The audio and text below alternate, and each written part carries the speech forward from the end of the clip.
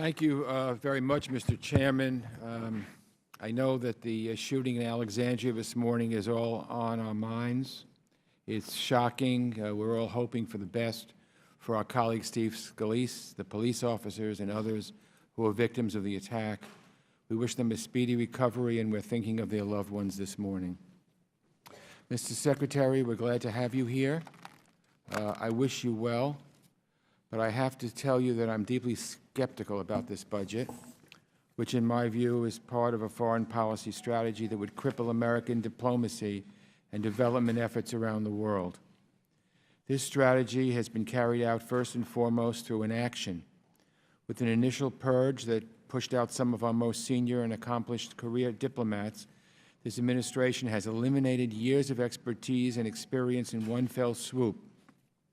And with few exceptions, the President simply has not nominated anyone to help you run the department. Mr. Chairman, I ask that my graphic be displayed. This is an organizational chart of the State Department. The three dark green boxes are President Trump's confirmed nominees. Light green boxes are officials in place from the last administration. Yellow boxes are nominees awaiting Senate action. And all the red boxes are positions for which the President hasn't even submitted a nomination. That's a lot of red boxes, far behind where Presidents Bush and Obama were at this point, and that doesn't cover the dozen of vacant ambassadorships.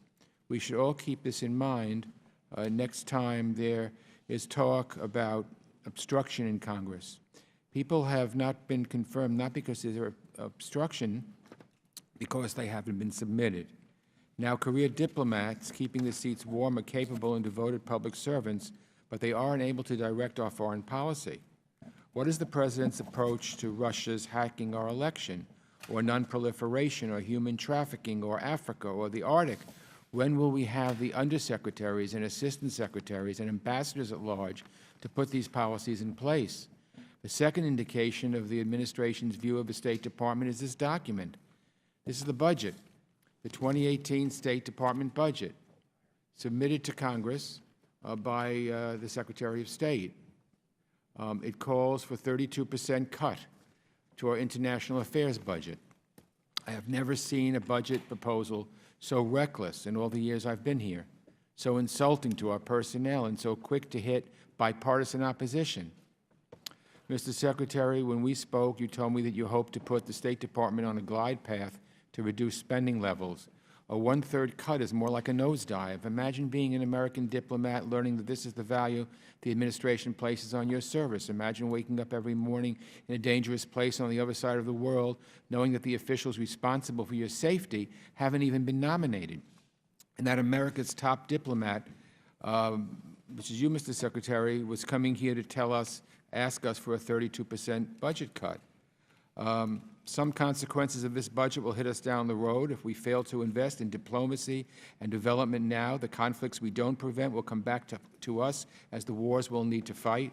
Senator Lindsey Graham said it well, and I quote him, "If we implemented this budget, we'd have to retreat from the world and put a lot of people at risk," unquote. He said we would have, quote, "a lot of Benghazis in the making if we actually implemented the State Department cuts," unquote. He's right. The budget cuts embassy security by more than $1 billion, 62%. Embassy security cuts 62%.